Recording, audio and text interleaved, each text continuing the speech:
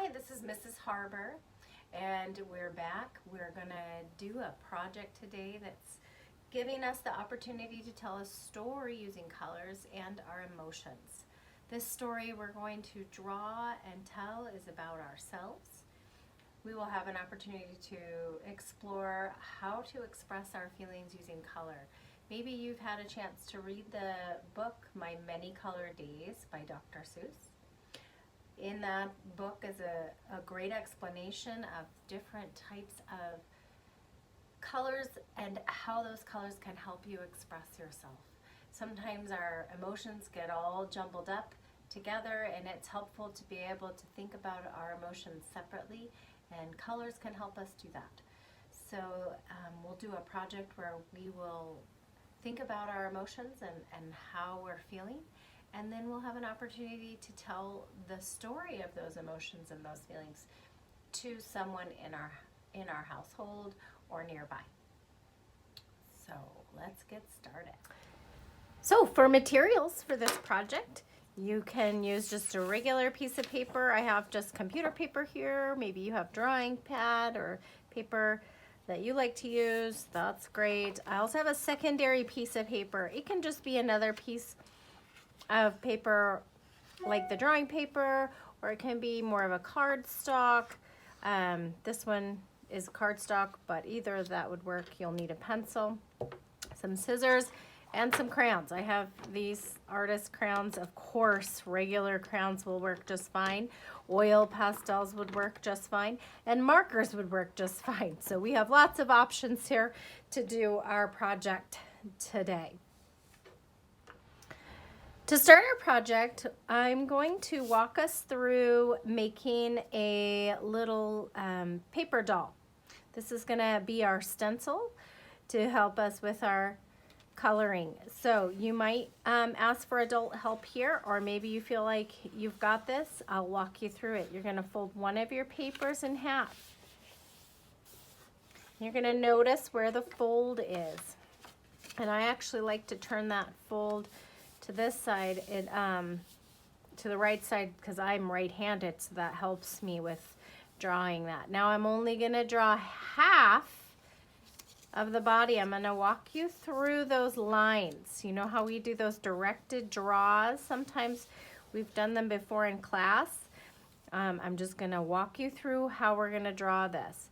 So the first line is you're going to take from that folded edge is going to be a curved line for the head. Don't worry about it looking like mine or being perfectly exactly like a body should look. It's okay if it's a little off. Then from that point, you're not going to go all the way to the edge. You're going to stop right before that. Then you'll take an angled line out, a straight line down, angled line back. Again, you're not going to go all the way to the fold, just to a little bit outside that folded edge. Straight line down from there, as long as you think you want your body to be. Then we're going to go angled line a little bit longer. My legs are a little longer than my arms. Straight line. And back, this time all the way to the fold. Now is the fun part. We get to cut out our character and see how it turned out. So we keep it folded, and we're going to cut along those lines. So there's that curved line, angled line, straight, angled line, straight for the body, angled, a bit longer this time. It's okay that I'm not cutting right on the line, not too far off. I'm going to move that out of my way. Right back to the fold. Now, because I drew on that fold, we're going to open it up. Hey, it's not bad. His head's a little big, so you know what we can do? You just trim that up how you want it. Maybe the big head is fine. It gives you space to color. That would be fine. Doesn't have to really look perfect. Remember, we're not worrying about that. So now we have our stencil for our character. The next step you're going to do is, I would actually use a pencil for this part. I'm going to trace right in the center of my paper, trace my stencil.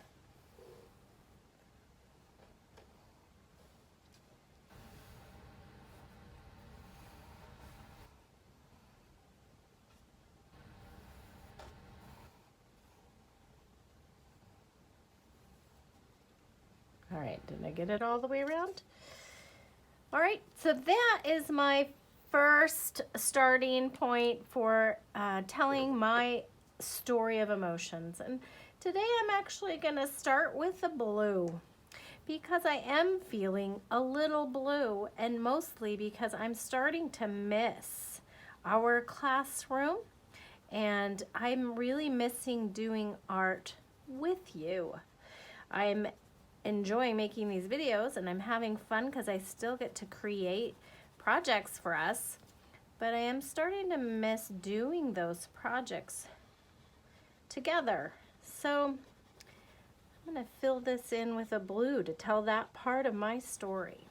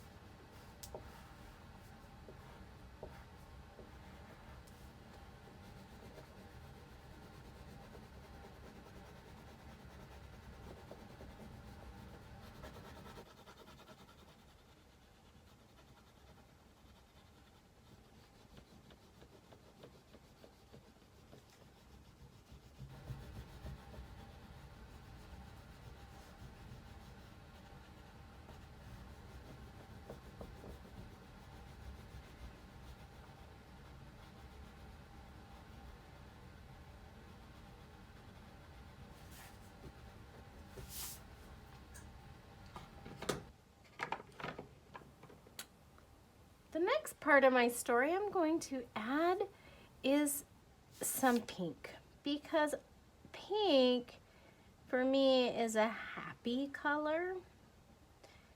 And although I'm feeling blue about missing our classroom and doing art with you and projects with you and science, I'm also feeling happy because I do know and I believe that staying home is the right thing to do to keep us all healthy. And if I can do that and be home and keep us safe, then I do feel happiness about that.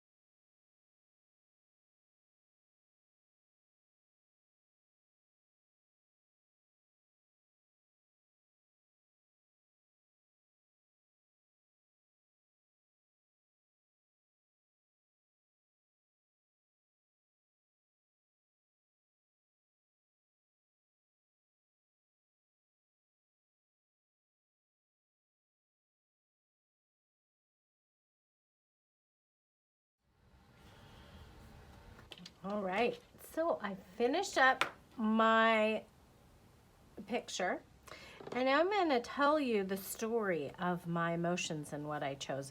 I already talked a little bit about the beginning and how I chose blue to start, because I am feeling a little blue about not being able to do art with you in our classroom and missing all the students in our school. The pink is for the happiness that I feel when I think about how staying home helps us stay healthy. And so that does bring me some happiness when I think about it that way. I also added some purple, and purple for me kind of makes me feel not so much sad, but just sort of maybe tired or kind of sluggish. And today is raining. It's a rainy day, the day that I'm doing this project. And rainy days can really change my emotions sometimes. Sunny days can change them too. And the weather, I find, sometimes does change how I feel. And on a rainy day, I feel a little bit tired and sluggish, slow maybe. I also added green because on rainy days, I tend to read more and think more. I'm spending some more time in my mind. And I've been reading this morning before I got started, and it's kind of a thinking color for me, and I'm feeling like I'm getting a little time to do that today. The orange is for silliness, because also being home allows me to be with my cat a little bit more, and she is still quite young. She's about a year old and loves to play, and she will catch her toys if you throw them up in the air, and she will jump up, catch them, and then do a somersault, and it makes us all laugh, and it's a little bit silly, and we enjoy that. So that's for that. Orange is for that part of my story, and the yellow is happiness, pure joy, because I'm enjoying being here doing this project with you. I think the colors are bright and interesting. I love being able to express myself with colors and especially my feelings. And so that is bringing me a lot of joy today. So I encourage you to also add, I picked a shape, the triangle. You could pick another shape, but I went ahead and added some shapes using those same colors that are in my